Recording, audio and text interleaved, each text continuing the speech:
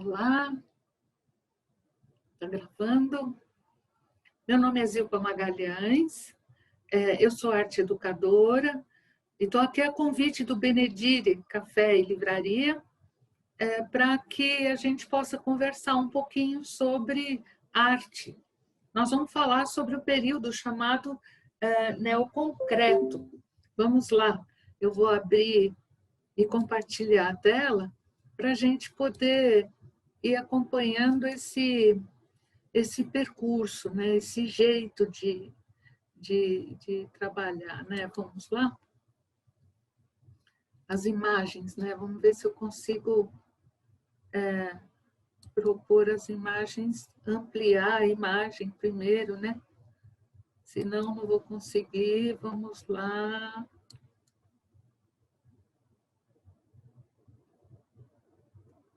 As coisas não são... Aí, agora sim. Bom, eu já coloquei aqui na capa uma imagem de uma obra neoconcreta que é Lígia Clark, né?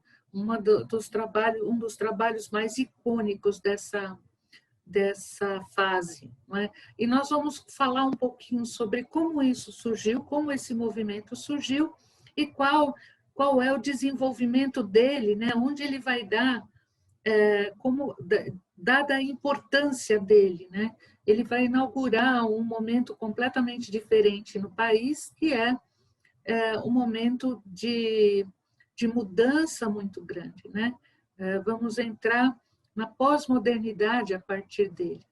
E eu começo, então, falando de uma parte mais aberta, mais, vamos colocar, o que está acontecendo no mundo, não é? Na verdade, é uma crise da representação, né?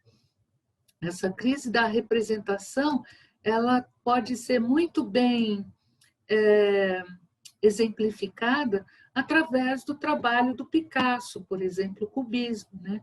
Onde a gente vê como a imagem se dilui, né? Como ela está entrecortada, como ela é fragmentada, né?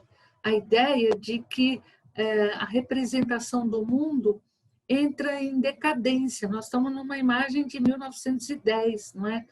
Nota que esse jeito de observar a figura, né, de representar, de registrar partes da figura, vários pedaços da figura vistos por ângulos tão diferentes e registrados no mesmo plano. Então, aqui trouxe para mostrar como a gente entra nessa questão representacional em crise, não é? Em todo o mundo ocidental. Por outro lado, e de forma, vamos dizer, complementar, a gente entende a construção de um novo mundo através de um dos trabalhos do Mondrian, né? no movimento que só ele desenvolve, que se chama neoplasticismo, e que trabalha, então, com essa geometria, né? Regular, pouquíssimas cores, as primárias mais branco e preto, para trazer uma visão de mundo completamente diferente, né? Que a gente precisa, vamos dizer, construir. E a gente vai entendendo o que tem aqui por detrás. Eu estou trazendo alguns exemplos, a gente poderia conversar muito mais sobre isso. Próximo slide, para falar, para mostrar duas tendências tão diferentes, né? Então, a abstração informal e a abstração geométrica. A abstração informal esteve aqui no Brasil, entre nós, durante quase toda a pós-guerra, todo o período pós-guerra, né? E muito forte.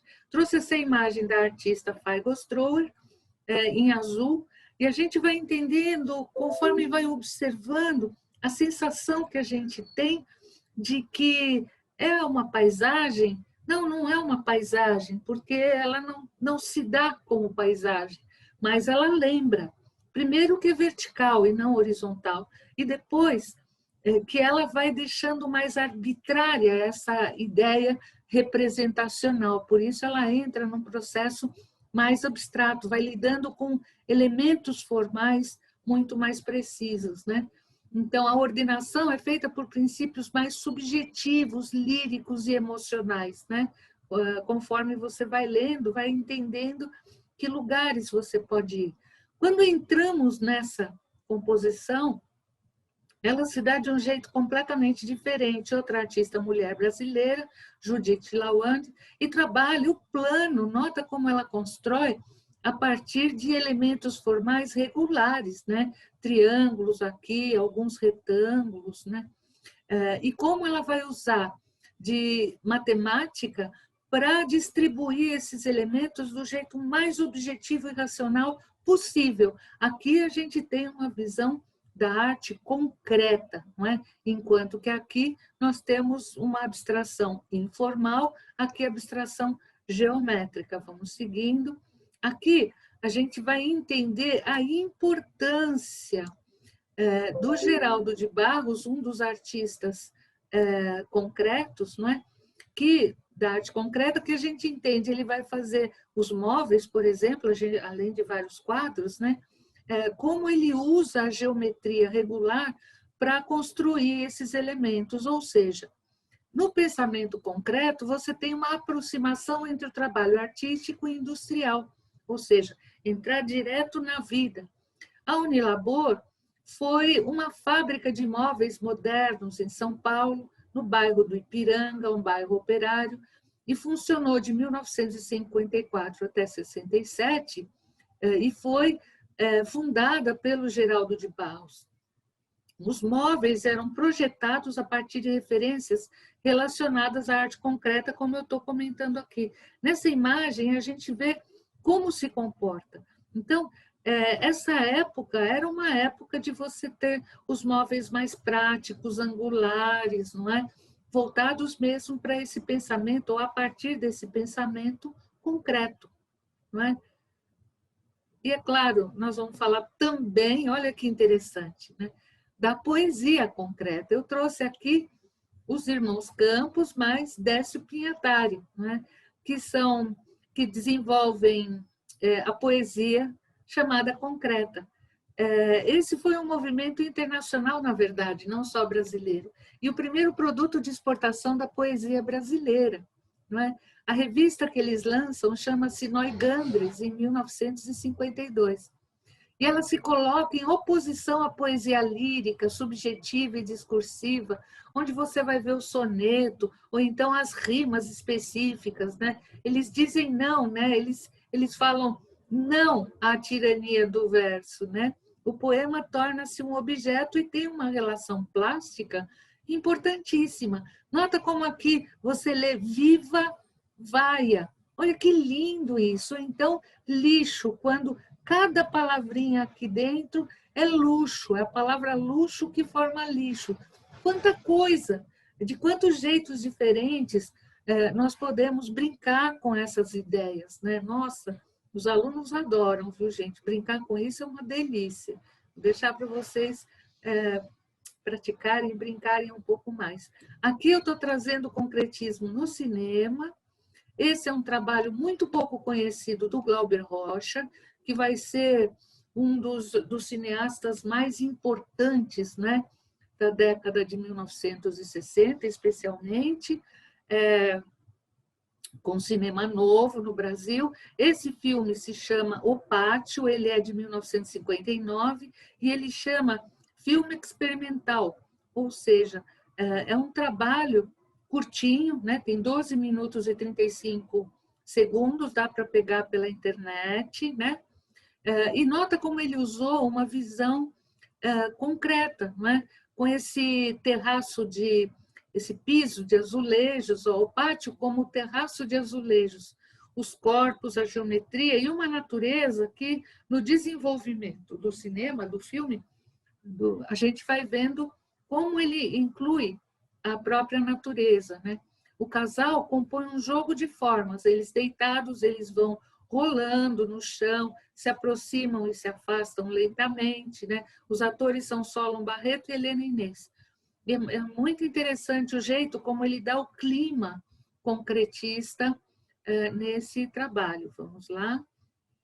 E aqui, claro, Valdemar Cordeiro, que é líder do movimento concreto em São Paulo e que vai desenvolver esse projeto para um playground no Clube Espere, em São Paulo. Olha lá. olha como ele vai pensar a forma matemática, né, geométrica, de propor essas ideias para as crianças. A partir deles, muitas coisas foram feitas. É legal a gente pensar a origem, né, desses lugares, é bem bacana. E trouxe alguns mais recentes, né, como esse aqui do Maurício Nogueira Lima, na Praça Roosevelt, em São Paulo. Esse trabalho é de 84, olha que bonito, né? E esse aqui, que é do metrô Santana, então, mais tarde. Ou seja, os artistas, mesmo terminando o movimento, a gente vai vendo como eles vão desenvolvendo e ampliando essas relações, ocupando espaços na cidade, né? Buscando o próprio pensamento concreto. E aqui eu gostaria de contextualizar como é que o pensamento concreto, não é? Qual é a base política dele? Claro, é o Juscelino Kubitschek falando da importância do progresso e da indústria no Brasil, não é? Quando todo mundo ficava muito, vamos dizer, contente com isso, né? Porque é um ideal desenvolvimentista, crença no progresso e na indústria. É isso que vai acontecer por detrás do pensamento concreto, né? Então, aqui eu quero apresentar justamente o grupo, a ideia do grupo Ruptura, esse trabalho do Valdemar Cordeiro, como a gente viu, o grupo Ruptura de São Paulo, não é? Que apresenta uma exposição em dezembro de 1956. E o grupo Frente do Rio de Janeiro vai apresentar essa exposição em janeiro de 57, quando eles notam a diferença entre si. Eles são muito diferentes. E tem bastante coisa para a gente poder analisar e comentar. Por enquanto, não vou entrar aí. Eu quero mostrar para vocês como essa diferença é importante e no que ela vai resultar. Ela vai resultar justamente a partir dessa dissidência dos grupos, né? Vai começar daqui o movimento neoconcreto, que vai de 1959 até 62, 63, em média. E o que propõe? Aqui, um redirecionamento da arte, aquilo que estava sendo feito até então.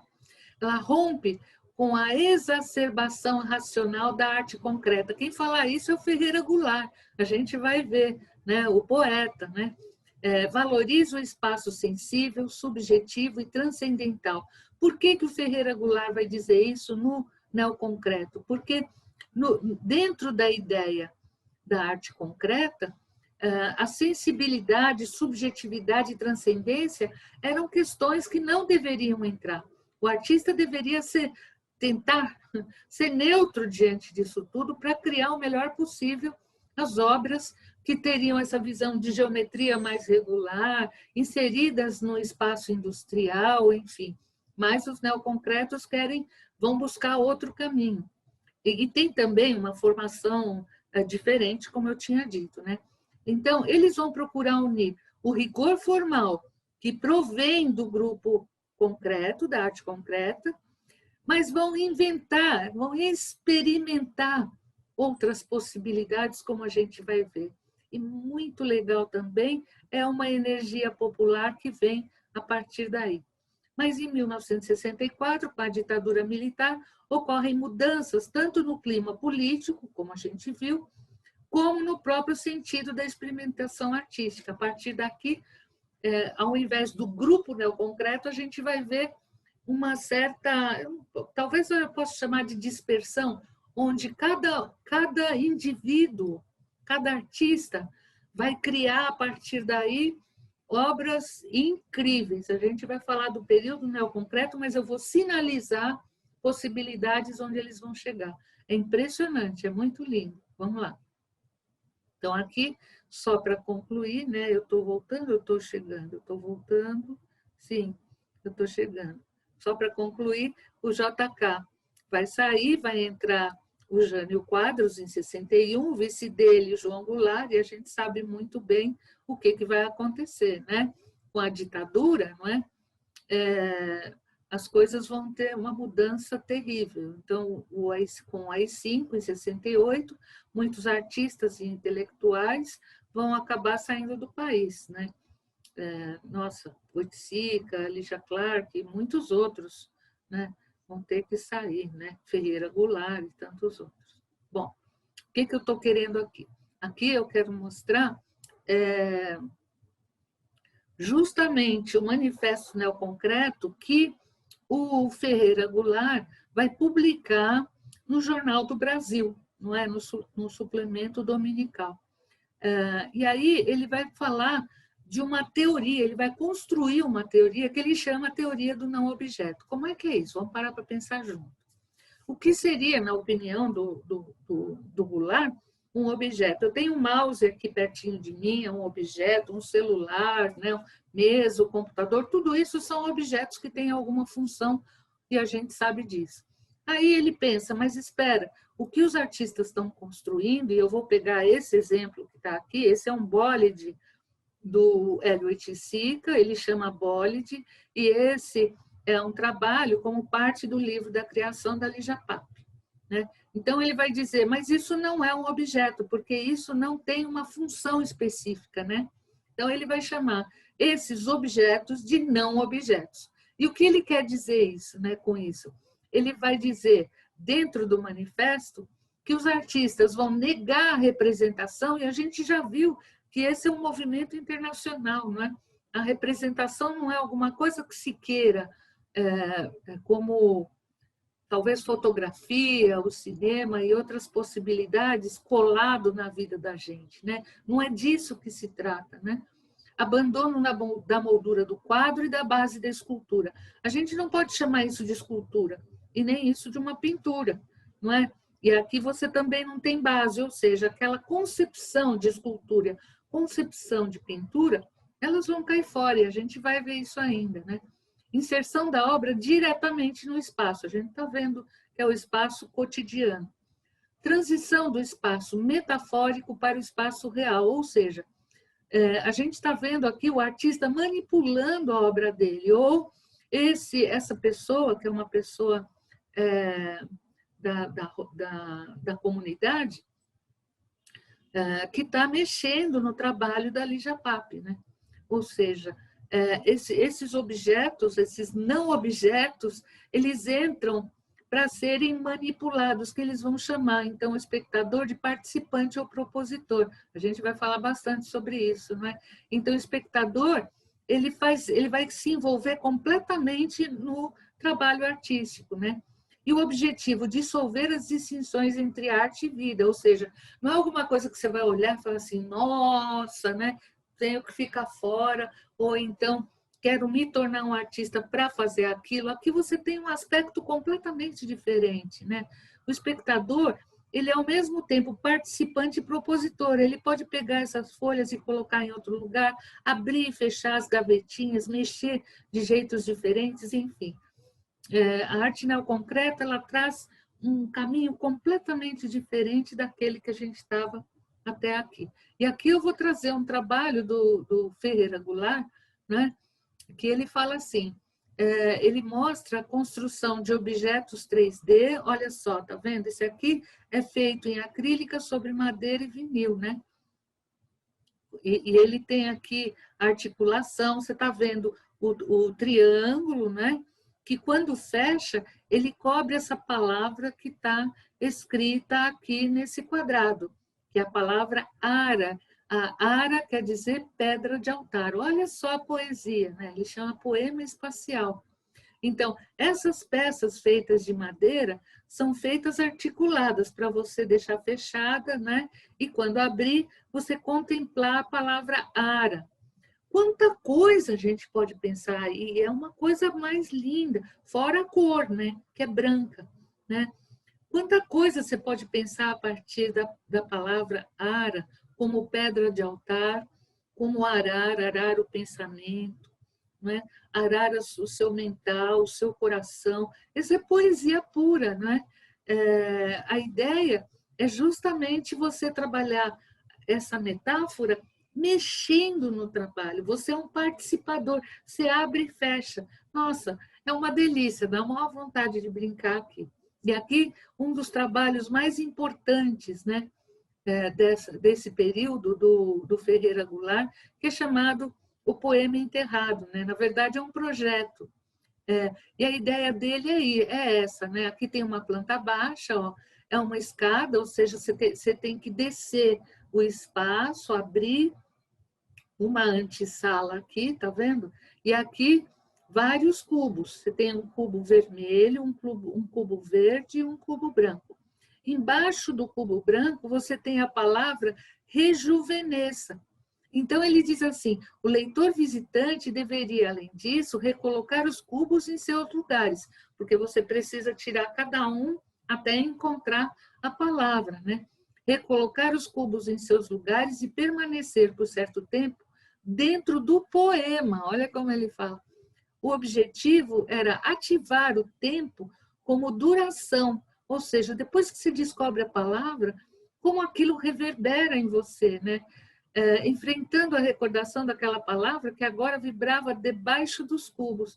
Nossa, ou seja, você não vai lá só para ler a palavra, você vai viver essa experiência. É a experiência de saber que você vai mexer, que você vai descer as escadas, nossa, você vai estar presente. Nossa, é emocionante, vamos combinar, né? Bom, aqui eu quero mostrar um pouco dos trabalhos do Hélio Oiticica, essa carinha dele. Ó. E eu coloquei aqui algumas obras, só algumas, né? Daria para estudar muito. E as do período neoconcreto, eu coloquei um cinza aqui em volta. Ó. Não vou falar nada sobre os bólides, só coloquei aquela imagem, né? Mas o desenvolvimento disso, como a gente falou, dos anos 63, 64 em diante, a gente vai vendo que ele vai desenvolver muitas outras coisas. É claro que não coube tudo isso aqui. Ele é um artista que vai falecer em 1980, quando ele achava que estava só começando, né? A morte levou e ele achava que ainda tinha muita coisa para fazer, acredito que sim. Bom, o que eu quero falar do Hélio Oiticica é que ele foi iniciado num rigor construtivo. Seu programa nasce com a crise da pintura. A gente já falou isso, não é? A crise da pintura, e nós vamos analisar daqui a pouquinho. Eu coloquei entre aspas porque esse texto é do Celso Favaretto, nesse livro A Invenção de Hélio Oiticica, que eu recomendo, é muito bacana. Sua singularidade do Oiticica provém não apenas da coerência de programa, mas da lucidez crítica, um fato raro no Brasil, diz o Favaretto, né? Ou seja, o próprio artista constrói passo a passo, processualmente, sua base teórica, e não os críticos. Conforme você vai lendo, você vai entendendo que o Oiticica, ele parte de alguns pontos, não é? E ele vai abrindo, e não é linear, até como eu coloquei aqui uma linearidade, mas ele vai trabalhando numa elipse, todos eles, né? Vamos combinar que todos eles é assim. Não é nada que começa de um jeito e vai terminar de outro, mas ele vai pisando em cima daquilo que ele construiu, ele volta em algum momento e vai buscar. Nossa, é de uma aprendizagem maravilhosa. A experimentação, ela vem sempre acompanhada de formulações teóricas específicas. Aqui a gente chama essa tônica de conceitual. A arte conceitual está rolando nesse tempo, né? E ele vai dizer, como está aqui, ó, museu é o mundo, ou seja, a gente não é o mercado, não é você fazer alguma coisa para vender para fora. Não, museu é o próprio mundo, a arte e a vida. A arte e a vida estão junto com a gente vai vendo como isso se desenvolve. Eu vou começar aqui pelo meta-esquema. Olha só, o que a gente está vendo é pintura, não é colagem. Isso é muito legal, né? Chama-se meta-esquema. Olha como você tem aqui, por exemplo, um quadrado, aqui meio retângulo, né? No vermelho, sobre essa base de papel.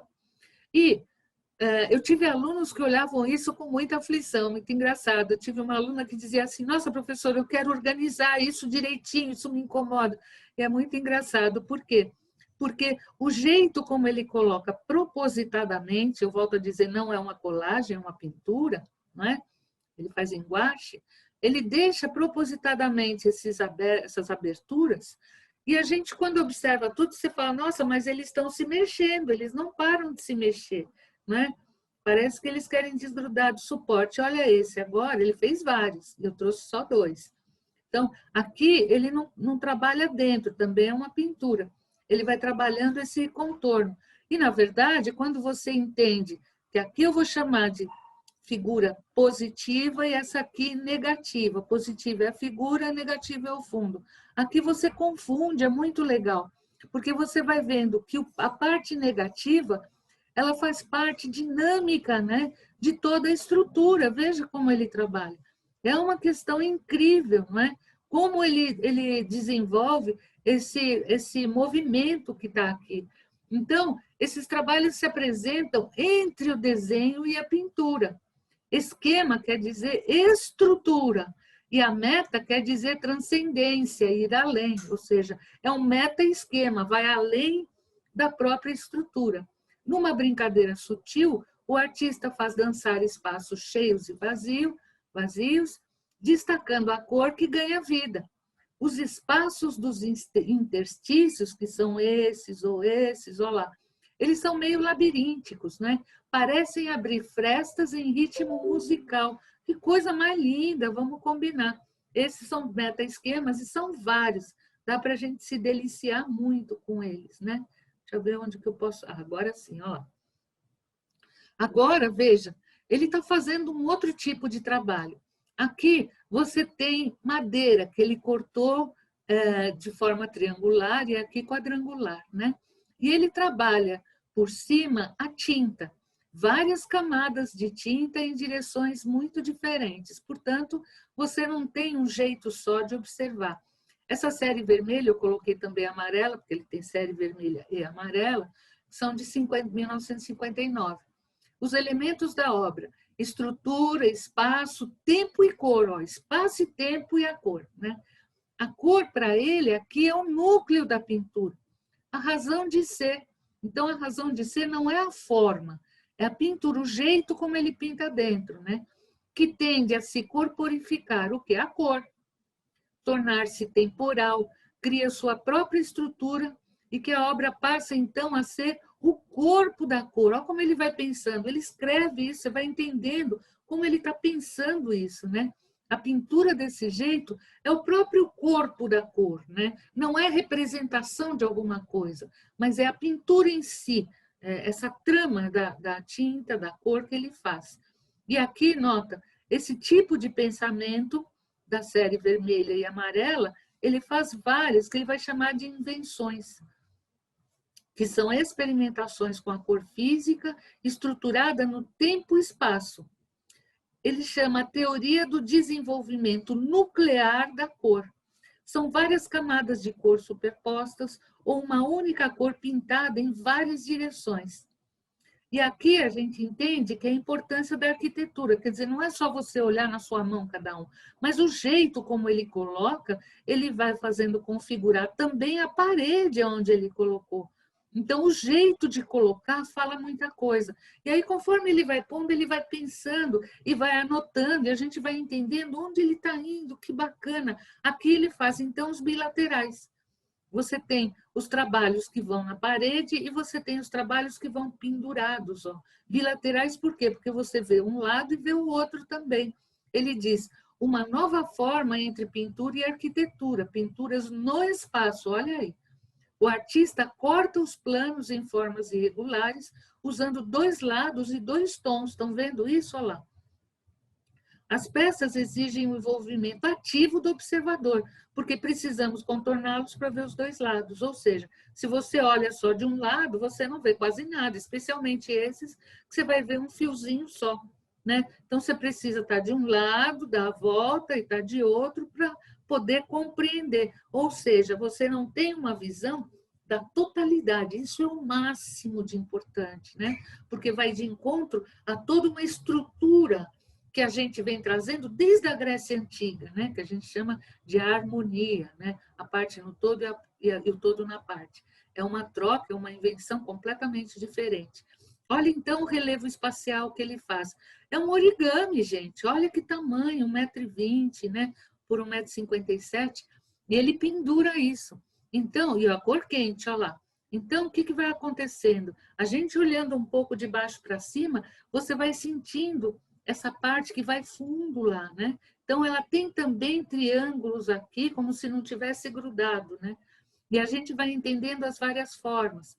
Como verdadeiras dobraduras espaciais, são figuras muito mais complexas do que os bilaterais, construídos com placas de madeira compensada que se cruzam, se sobrepõem ou se dobram em ângulos oblíquos, deixando lacunas, espaços negativos, né? Que é isso que eu estava mostrando, ó, por onde a luz pode passar.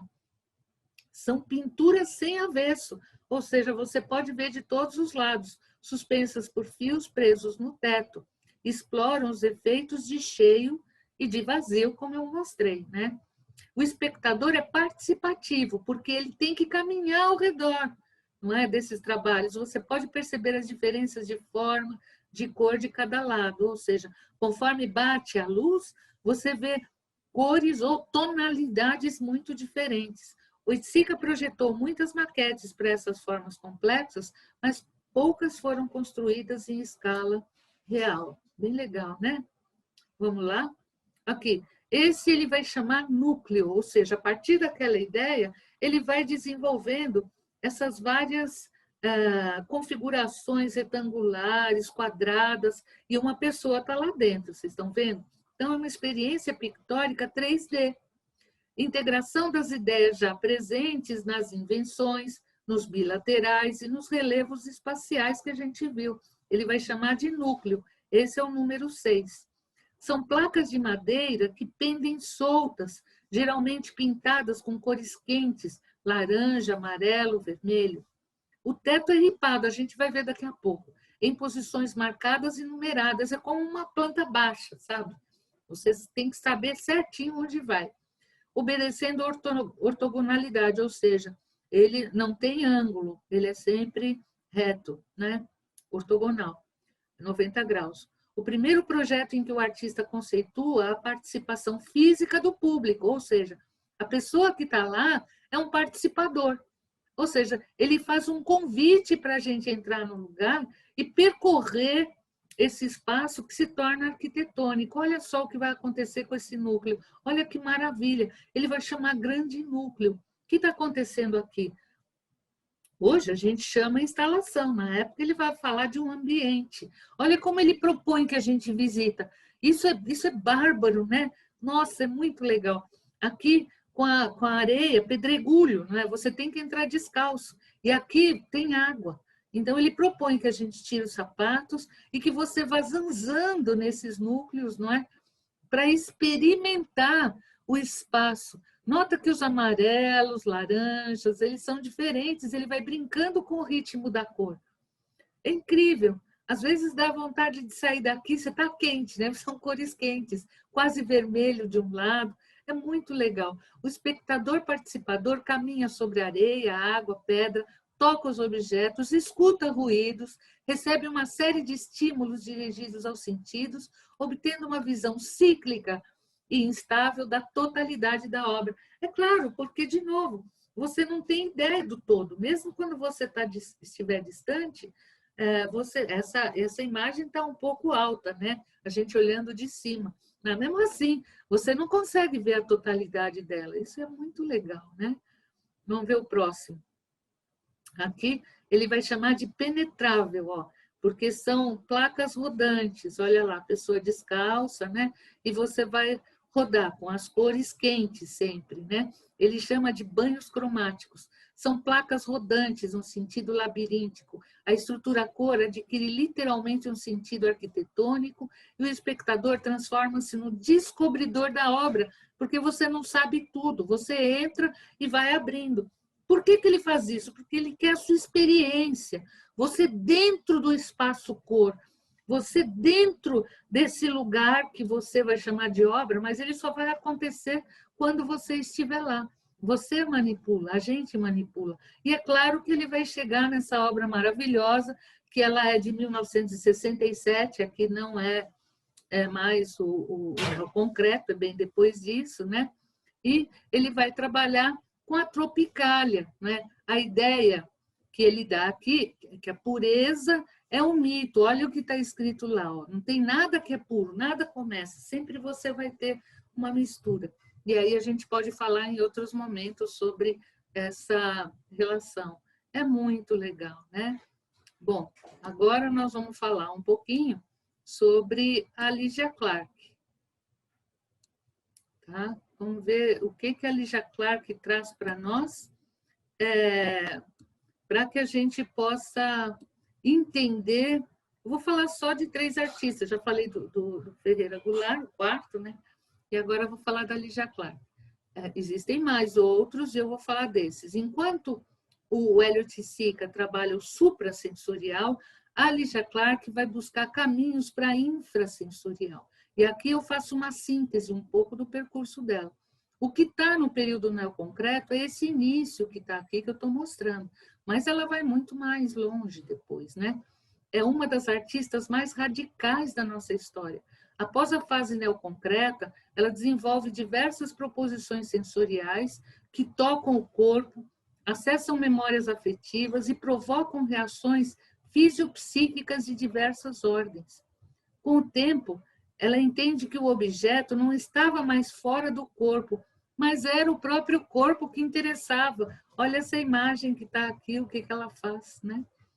Ela desenvolve terapia, a busca da presença, de experiências para fazer aflorar o íntimo de si e dos clientes pacientes, né? Na estruturação do self, a arte exercita, e não dá, exercita, é um exercício da fronteira da terapia, ou seja, entre arte e terapia. É incrível, que é um pouco o que está acontecendo aqui. Então, a gente vai seguir para ver um pouco esse percurso. Claro, eu não estou falando de um percurso racional, de um percurso linear, mental. Um percurso de idas e vindas, né? Como de todo mundo. Então, aqui eu quero falar da linha orgânica, linha espaço, né? O espaço em torno da pintura, o espaço entre a pintura e a moldura, o espaço intermediário, tá vendo? Se você tem uma moldura, ela fecha o espaço, um quadro, uma paisagem, por exemplo, ela fecha o espaço e você tende a olhar para dentro. Aqui o que ela faz? Ela quebra. Nota, aqui você não olha para dentro, ela provoca você a sair. Por que ela está fazendo isso? Porque ela acaba ganhando o espaço do nosso entorno. É isso que vai acontecer. E não é que os artistas sabiam, né? Eles estão descobrindo isso no próprio processo de trabalho, né? Então, ela anula os limites da moldura, instaurando uma continuidade entre obra e espaço que a circunda, que é o que está em volta. Vamos seguindo. Aqui, olha, veja só. Ela vai trabalhar com tinta industrial e vai eliminar, ao mesmo tempo, todo esse limite, né? Que daria essa passagem. Então, as composições são em preto e branco, não é?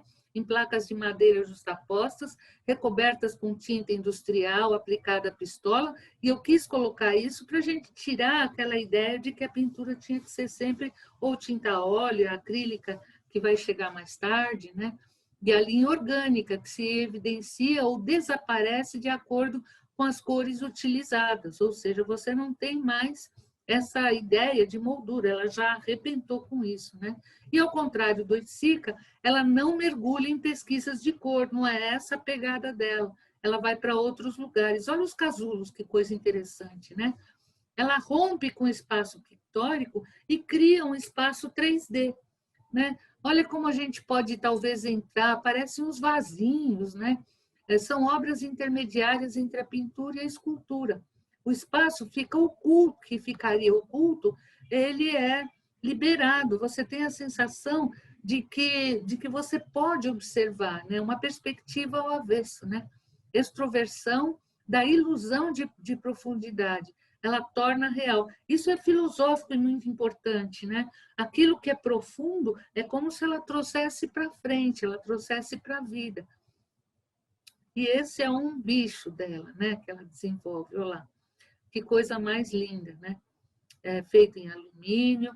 A partir de 1960, ela inicia uma verdadeira subversão da arte, propondo que o objeto de arte não seja mais apenas visto, mas também tocado. E a gente já viu isso lá com a Oiticica, introduzindo os outros sentidos do espectador na cena artística, incluindo na própria criação, não mais como observador, mas como sujeito, coautor da obra. é o início do que se configurará como proposição e que implica o apagamento do artista como autor da obra. O que se quer dizer? Que não adianta nada você olhar só isso, não é? A obra vai consistir no manuseio, na manipulação, que dá para a gente ver aqui. Incrível acompanhar um pouco esse processo, porque essa quantidade de bichos que ela desenvolve, eles só funcionam quando a gente mexe neles. Os museus sofreram um bocado para aprender isso, e a gente também. Por quê? Porque não adianta nada você chegar no museu, ver isso e não poder tocar. Tem alguns aqui que estão fechados. Ó. Os museus aprenderam que, se você coloca involucrado isso aqui, quer dizer, esse é histórico, esse é o dela. Mas outros são feitos para a gente manipular, porque a cada vez que você mexe num deles, você consegue ver outra coisa, por isso são chamados bichos. É a coisa mais gostosa que tem de mexer, né? Eles são sempre novas configurações. Esse é o ponto máximo, vamos dizer, do período neoconcreto. A partir daqui, a gente vai entendendo que ela vai desenvolvendo outros caminhos a partir daí, né? Esse trabalho chama-se Pedra e Ar, né? Criação de objetos que funcionam como entidades vivas, como partes de um corpo que manipulamos e reconhecemos. Ela faz com plástico e pedra. São coisas, objetos que estão muito próximos da gente, né? Descartados muitas vezes. Proposições feitas a experiências individuais, mais tarde diálogos interpessoais. Então, tanto ela faz para você mexer sozinho, como para 2, 3 pessoas mexerem juntas. Nossa, os objetos sensoriais criados a partir de objetos ordinários, né, cotidianos, encontrados em ruas e lojas do Rio de Janeiro. Pedrear é plástico cheio de ar, mais uma pedrinha que fica em cima. Com a pressão, a pedra sobe e desce por cima da bolsa de ar. Então, de repente, percebi que aquilo era uma coisa viva, diz a Lígia Clark. Aí ela vai vendo quantas coisas vão viver a partir de objetos tão simples. Nossa, estudar Lígia Clark é a coisa mais deliciosa. Eu peguei esse trabalho aqui também, chama Casa é o Corpo. Essa imagem era uma exposição que aconteceu no Itaú Cultural em São Paulo. Né? Oferece uma vivência sensorial e simbólica ao visitante, que penetra em uma estrutura de 8 metros de comprimento, passando por ambientes denominados penetração, ovulação, germinação e expulsão como metáfora, do nascimento. A gente entrava por um ponto, passa por ele todinho até sair do outro lado. E aí você ia passando por todas essas experiências que ela desenvolve com objetos muito simples, né? Desde o seu corpo, você tem que entrar descalço, pisar na água. Nossa, muito legal. E, claro, vamos terminar aquele já, claro, com o selfie, né? Que é a coisa mais legal, né? Mente, corpo, o ser inteiro.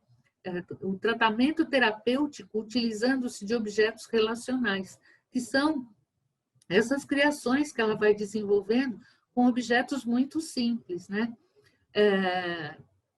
Feitos com as mais banais matérias-primas, sacos de plástico, elásticos, redes, pedras, tubos de borracha e por aí vai. O objetivo, libertar o outro para a vida, é a transcendência ela mesma. Nossa, a gente só começou a falar disso, hein, gente? Muito legal, né? E eu vou terminar com a Lígia Pape, né? A Lígia Pape, que está aqui, ela vai trabalhar uma visão plurissensorial. A gente falou do Oiticica, suprassensorial. Essas palavras são do Herkenhoff, que é um crítico, né, um pensador da arte, que vai colocar o Oiticica como suprassensorial, palavras do Oiticica, a Lígia Clark como infrasensorial e a Lígia Pape como plurissensorial. Acho que pelos trabalhos já dá para a gente perceber, não vou conseguir falar de tudo isso, mas é muito legal. É a primeira artista no Brasil a desenvolver uma rede de práticas experimentais de forma circular e orgânica. Gravura, livro, dança, programação visual, cinema, escultura, performance, instalação, fotografia e docente. Ela foi professora, multiplicadora de muitos pensamentos e fazedora, né, de que esses alunos pudessem refletir e criar novos processos, né? processo circular, não há fases, ou seja, não tem a fase da dança, não tem a fase do design, não, são questões que vão e voltam. E ela coloca a arte como uma experiência sensorial, como a maioria dos artistas que começam no neoconcreto. Essa fase aqui é a fase dos tesselares, ela faz estilogravuras, nossa, de babá, como ninguém. Ela diz assim: acho que criar, inventar é correr riscos. Ter coragem de enfrentar o risco da invenção é muito importante. Deixa eu tirar isso daqui. É algo que envolve sempre um sacrifício, um esforço, um sofrimento. Não me interessa realizar uma obra que dá certo e depois fazer 10 outras iguais para atender ao mercado e ganhar muito dinheiro.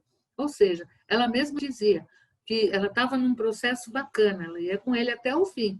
E se ela precisasse de dinheiro, ela ia fazer outra coisa, porque não dava para ficar fechado nisso. Aí daria para a gente conversar sobre muitas histórias de artistas, né? Vamos conversar aqui ainda do período concreto, tanto aquele como esse, né? Que ela vai usar essas relações, né, geométricas no movimento de dança. Vamos combinar que isso aqui é um movimento de dança, né? Que elas são regulares, são vários quadrinhos, são muitos mesmo, né? E ela brinca com cor e brinca com forma de um jeito muito peculiar, né? E aqui, que é o máximo, né? A meu ver, que é o balé neoconcreto, olha isso é de 1958 e esse de 1959, é o número 1 e o número 2. Aqui dentro dessas formas, você tem bailarino, você tem gente, e você tem música. E ela fez esses trabalhos, né, com Reinaldo Jardim, né, que é o poema do Reinaldo Jardim. Como ele faz? Olho e alvo, são duas palavras, né, que ele usa no poema, e ela vai, a partir da música e da coreografia do Gilberto Mota, ela vai desenvolver uma dança onde você não vê os bailarinos, você vê as figuras geométricas dançando, tanto aqui quanto aqui, né? Nossa, daria para a gente comentar muita coisa a partir daqui. O balé neoconcreto esconde o corpo para revelá-lo, não há bailarinos, há dança. Essa é a ideia. Magnífico, né? E aqui, eu quero trazer os livros. Olha só os livros que ela faz. Livro da criação, livro da arquitetura e livro do tempo. Aqui da arquitetura, aqui o livro do tempo e aqui livros da criação. Não é? E foram exibidos esses dois na exposição Neoconcreto em 1960. Né? E depois o livro do tempo ficou guardado durante muito tempo. Esse aqui, especialmente, são objetos para a gente poder manipular também, né? Esses não, para a gente ficar observando, e esses também. Mas 3D, olha lá que coisa incrível. E o tamanho, né? Quantidade. Então, o livro da criação é chamado A Bíblia Neoconcreta, um poema visual sobre a criação do mundo, ou de nós mesmos. Então, esse é o exemplo que eu tinha dado para vocês, e de como esses elementos eles podem estar na rua, podem estar... Eles deveriam ter sido feitos para a gente estar com ele o tempo inteiro. Não foi possível, claro, mas... Né? Esse aqui é o livro do tempo, que são 365 peças, né? Unidades, né? Com cor utilizada de forma intensa e livre, num ritmo cromático. Olha que coisa! É de chorar isso aqui, né? É programado para ser apresentado na terceira exposição neoconcreta, de 1961, mas que acabou não acontecendo. E foi só em 1984 que foi exposto pela primeira vez no MAN do Rio de Janeiro. De vez em quando tem algumas exposições que a gente consegue ver. E esse aqui é o livro da luz, né, que foi feito um pouco mais tarde também. Então, gente, nossa, precisamos ter de perto. Isso aqui eu adoro mostrar, isso que eu acho o máximo. Ela no design gráfico, veja, como é que é a historinha? Pergunta para os seus avós aí. Antigamente as bolachinhas vinham nas latinhas. E as latinhas você tinha vários tipos de bolacha. Aí o que ela faz? Ela é contratada pela essa marca Piraquê e ela vai, a partir dessa visão concreta, ela vai pensar nas embalagens e no jeito de guardar as bolachas. Então, veja só, ela cria toda a identidade visual da marca Piraquê. Embalagens dos biscoitos, das massas. Até então, eles eram guardados em caixas ou latas padronizadas, fosse qual fosse o seu formato. Um método próprio de cortar e colar o papel da embalagem, de modo que ele passou a envolver os biscoitos sem gerar sobras dos lados acima ou abaixo. Os biscoitos passaram a ser empilhados do jeito que a gente conhece hoje. Você compra um pacote de bolacha, ele vem desse jeito, foi ela quem criou. Olha isso. Antes eles vinham só na lata. Então, ela que cria os sólidos espaciais, vai pensar na embalagem, o jeito de organizar, enfim. A gente tem aqui, ao vivo, pensamentos da Lígia Pape. É demais, né? A gente queima um pouco aquela ideia de que o artista é aquele que sente, que expressa, é aquele que pensa também o mundo ao nosso entorno, por isso plurissensorial. Esse trabalho é muito legal também, eu estou falando do pós-neoconcreto, né? E você vai ver esses potinhos cheios de um líquido, cheio de líquidos coloridos, e aqui você vê o conta-gotas, ou seja, você vai pegar com conta-gotas, né, um pouco desse líquido, colocar na sua língua sem encostar, e aquilo que a gente espera que seja o gosto de cada um, ai, ai, ai, ela vai brincar. O olhar é seduzido por uma cor, mas o paladar pode reagir de maneira diferente. Então, é um trabalho só para você saber experimentando. As crianças amam, eu adoro também, é muito legal. Cada vez que você vai brincar com isso, você se surpreende, nunca é aquele sabor que você imaginaria. Isso aqui, então, é uma coisa, é o divisor que ela chama, né? É um trabalho já de 68, olha como é interessante esse lugar social, né, que ela coloca, ou seja, são tecidos muito grandes, né, que ela vai emendando, e nessas rachaduras as pessoas vão entrando, aqui são crianças, olha lá, né? Ela junta, deixa eu tirar um pouco esse negócio desse lugar, ela junta e simultaneamente separa uma multidão de pessoas cujas cabeças emergem através das aberturas uniformes do plano. Metáfora ambivalente refere-se à atomização, à massificação do homem, cada um dentro do seu quadrado, olha lá, cada um dentro do seu quadrado. Ou uma ética de comunidade, uma vez que os movimentos de cada indivíduo têm um efeito direto sobre os movimentos dos outros, de todo o grupo. Olha que aprendizagem! Ou seja, cada um está no seu quadrado, mas se você se movimentar de um outro jeito, você vai interferir no outro, como a gente está precisando, né, de divisores, meu Deus, né? Dialética divisora unificadora, extensiva a cada corpo individual, já que o enorme pano separa a cabeça do tronco, braços e pernas. Tem uma outra imagem que dá para você ver por baixo, suas pernas. É muito legal, gente. E eu vou terminar aqui com esse trabalho, que é chamado Teteia, que está em Inhotim, quando a gente puder fazer uma visita coletiva, é de chorar. Eu só coloquei essa imagem, são feitas em fios, o trabalho de Inhotim daria para a gente falar sobre a própria construção que abriga esse trabalho, ele é simplesmente maravilhoso. Bom, eu espero ter chegado ao fim, despertando em vocês uma vontade imensa de conhecer melhor ainda esses artistas e de saber que a arte neoconcreta veio da arte concreta, ela se desenvolveu por uma série de motivos naquele contexto que a gente mostrou e que vai vindo a partir daí do pós-modernismo até chegar à nossa arte contemporânea, influenciando uma porção de outros artistas. Quem sabe a gente pode se encontrar outras vezes para poder conversar um pouco sobre esses trabalhos. Me despeço aqui e espero que vocês tenham gostado e que a gente possa se ver, se encontrar outras vezes. Muito obrigada. Até a próxima vez.